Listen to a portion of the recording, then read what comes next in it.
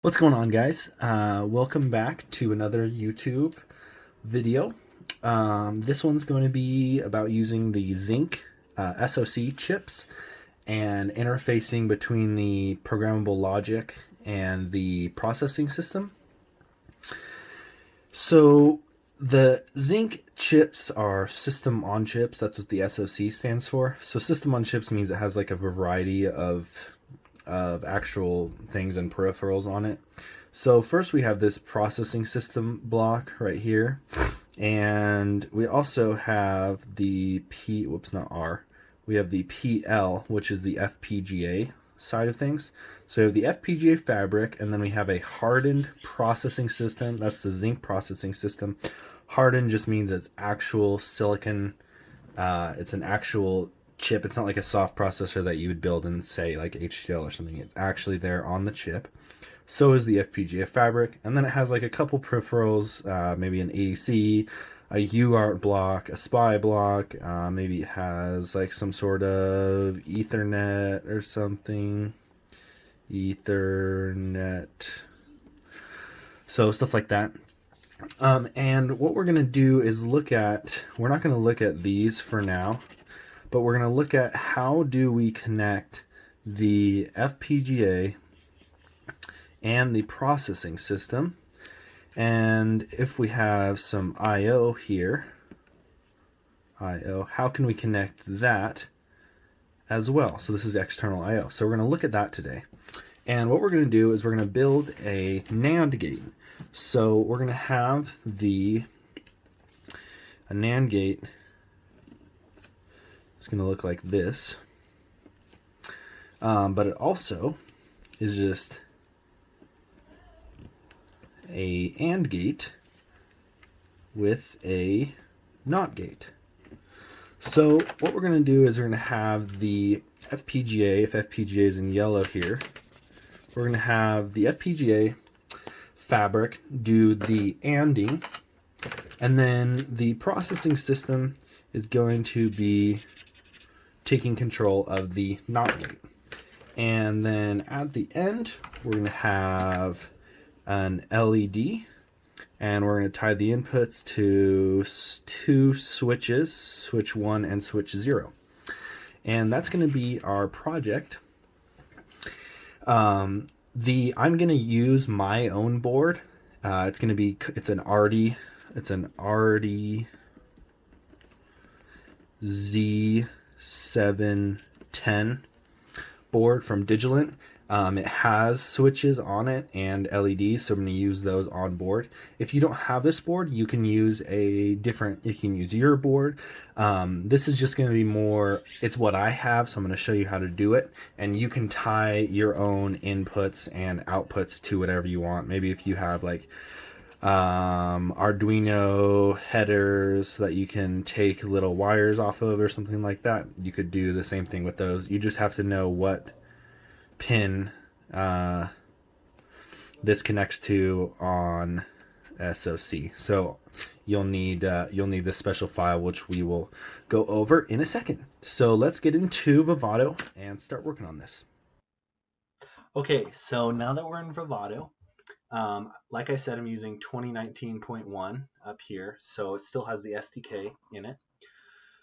First, I want to apologize. I have some allergies right now, and my mic is broken, so my audio quality might not be that good, but we're gonna get through this. So I'm gonna click and create a new project. I'm gonna click next, and we're gonna call this project, and also since my mic's broken, you're gonna hear the click of the keys and everything, but it should be okay. We're gonna call it PLPS NANDgate. Okay, and then put it wherever you want. RTL project, that's fine. Now I already have my board file, so like I said, I'm using this RDZ710. I downloaded the board file from the internet. I think it was some GitHub repository somewhere, but you can see if you get any of these boards. These are all Xilinx boards. They already have the board files. You can get the board files online, and there's videos on how to add board files. So I'm going to click on this one. because that's the board that I'm going to be using. Make sure all this is good. So you can see that there is the ZYNQ chip. This is the default part, and click Finish. Okay, so we got the Vivados all loaded up and everything. We're going to click on Design Sources, because first we're going to create the FPGA code or the HDL code for the programmable logic side. So we're going to create a file. Our file name is going to be NANDgate, and we are going to go Finish. We can skip this, or you can use it. I usually just skip it. I'm going to go OK. Yes, it's OK. Then it's going to update, blah, blah, blah, blah, blah, blah, blah, blah. OK. Double click on your design sources and it'll pop up. We're going to maximize this. And can we zoom in a little bit? Maybe we cannot. So delete all that because it doesn't really matter. Boom. We're going to have two inputs, input A and B. And we're going to have one output. That's going to be Y. Okay. We'll just go right there. We're going to assign, this is super basic HDL code. If you've taken any classes or know anything about FPGAs, you know that this is one way to create an AND gate. It's just how I do it. A and B, semicolon, boom, whoops, don't want that in there. Okay, we're good to go. We got this little green guy right there. Press Control S to save it. And now we need to add our constraints file. So click this little plus again and go to add or create constraints. And what I'm going to do is create a file, and I'm going to call it physical conster. That's good enough. There's two types of constraints actually for FPGAs. There's timing and physical. These are just going to be physical constraints. That's where the pins are located at. So click OK and Finish. And if we go in, click on physical constraints XDC, it's blank. Now I'm going to go open Notepad and open Xilinx project. Okay, this file is called the master XDC file. So it's the master physical constraints file for my board, for this RDZ710. You can find this for your board online like I did, and you can just copy and paste it right into your Vivado project. Sorry. Okay, we're going to paste it all. Then you just uncomment the pins that you need. So we're going to be using both switches on the RD board. So we're going to go here, and I'm just going to call them switch 0 and switch 1. Okay, and then we are going to go here, and let's use one of these RGB LEDs. We'll use the blue one. That's going to be our output. So we're going to call that just LED. And you can rename these little things in here as long as you keep it the same in the block diagram. And I'll show you what I'm talking about. So let's go ahead and save that. And we only have 3 physical constraints, which is good because we're only going to have 3 inputs, or 2 inputs, 1 output. Now you're going to go over here to create block design. And design 1 is what we are going to name it. Sorry, my parents are in the background.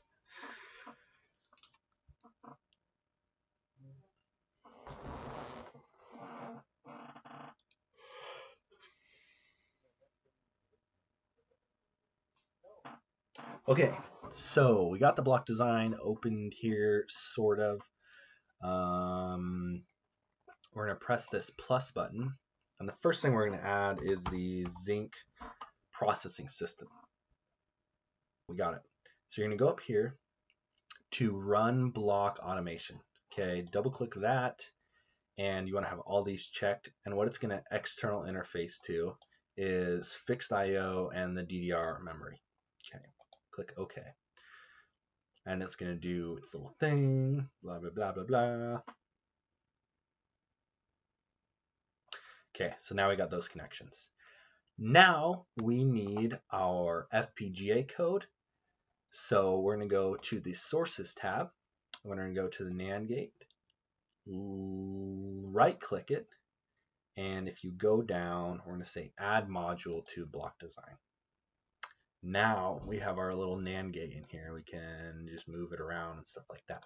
So that's pretty cool. We need a couple more things though. With the, before I'm gonna talk about this. With the processing system, in order to interface with the outside world, except for the DDR and this fixed IO here, you're gonna need what's called an AXI GPIO block. And we're going to search for it in here, AXI GPIO. Okay, and that's in here. What this is it's part of the programmable logic, but it allows the ZYNQ processing system to access the outside world through the programmable logic. So that's what that's going to do. And let's see what we got here. We're going to need 2 of these, and I will show you why in a second. AXI GPIO, and what we're going to do, close some of these so we can make it easier. This little button up here, Regenerate Layout, that's going to make it easier for us to just see things. Okay, so we're going to click on this Run Connection Automation. And we're going to click AXI GPIO 0 and AXI GPIO 1. We're going to unclick the GPIO because we're using our own. If you had if you just wanted to interface it to things on your board, which technically we are, but I'm doing this as more of a custom thing, so you could interface it to something, custom like that. So unclick those.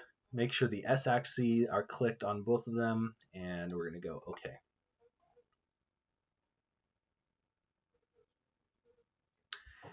So we've got our whole thing here. You can see it added some of this PS-axis peripheral blocks and blah, blah, blah. So we're going to move our NAND gate down here, and we're going to click on AXI GPIO 0. This is going to be the input to the ZYNQ processor from the NAND gate.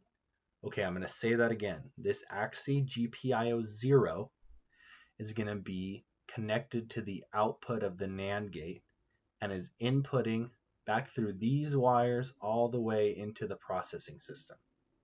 Okay, so we're going to double click on this. We're going to go to IP configuration. Since it's going to be an input, we're going to click all inputs, and it only needs to be 1 bit wide. Do not click this enable dual channel. This is only going to be single channel for now. And click OK. If you hover over the GPIO button and click it, you'll get that little this thing, and you can toggle. Now, if you click off of it, this GPIO IOI, see that little triangle, how it's pointing in? That means it's an input. So what we're going to do is take our little pencil tool, click and drag, and connect it to our RTL, which is our HDL module. Okay, so now we have that connected. We need to make the connections to the outside world, to the switches that are going to be part of the AND gate. Actually, I totally labeled this wrong. It says NANDgate, but it's an ANDgate, because if we go back to NANDgate.b, it's just an ANDgate. Maybe I should have done that better. Hopefully it's not too confusing. So go back here, click on this B, and if you click Control T, you can make an external connection. And if we click on the external connection, sometimes they pop up all over the place, so they're hard to find. It's B0, but we're going to want to connect it to our switches, and we had our switches named switch 1 and switch 0. If we go back to our physical constraints, we can see, yeah, switch 0 and switch 1. So we'll go back to our block diagram, and we're going to call this switch 0. And there we go. Switch 0 is right here, and it's going into B. You can't really see that very well, but I'll regenerate the layout in a sec, and you will be able to. So same thing here. Click on. Oh, why is it doing that? Sorry.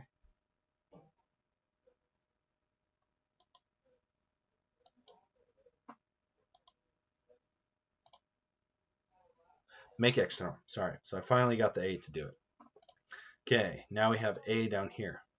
Go up to external port properties. If you can't find it, it might be along the side if you've minimized it down. And we're going to name this switch 1. Okay, important. These two have to be named exactly the same as in your physical constraints file. Okay, so they are named exactly the same.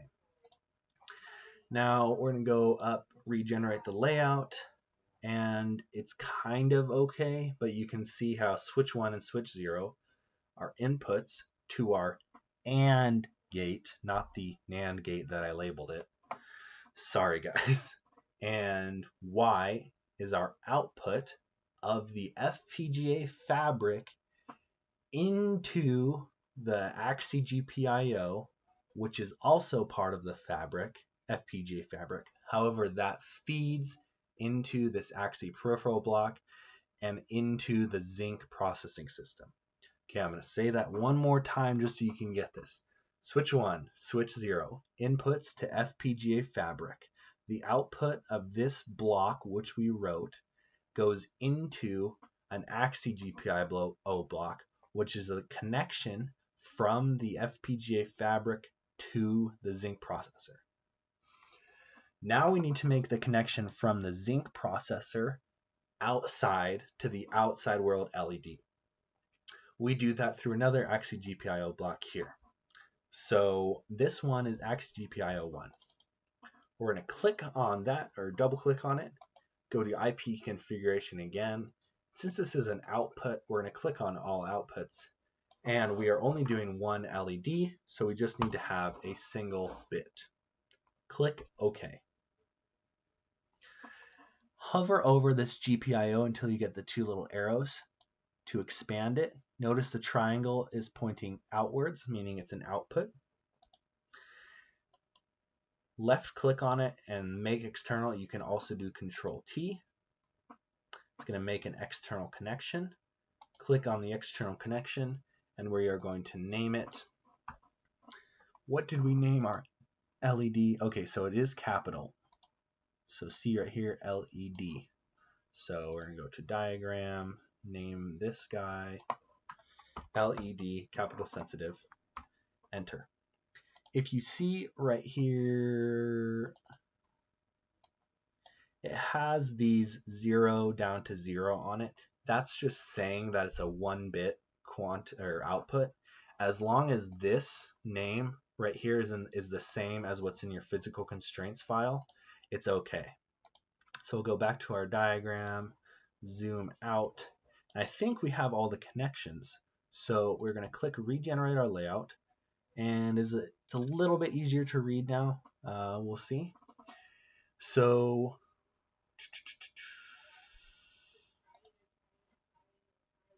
don't maximize that. Click Control Save to save your block design. Control Save. and we're going to go to sources, the sources tab, and pull up the Tickle console here just so we get back to the default window. So, blah, blah, blah.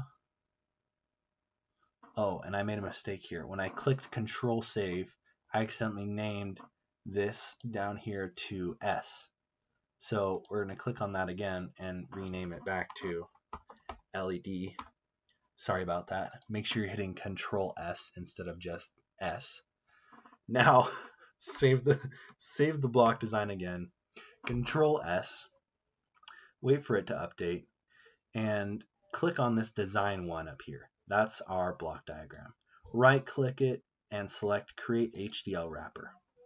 Let Vivado manage wrapper and auto update. Click OK and wait for it to do its thing.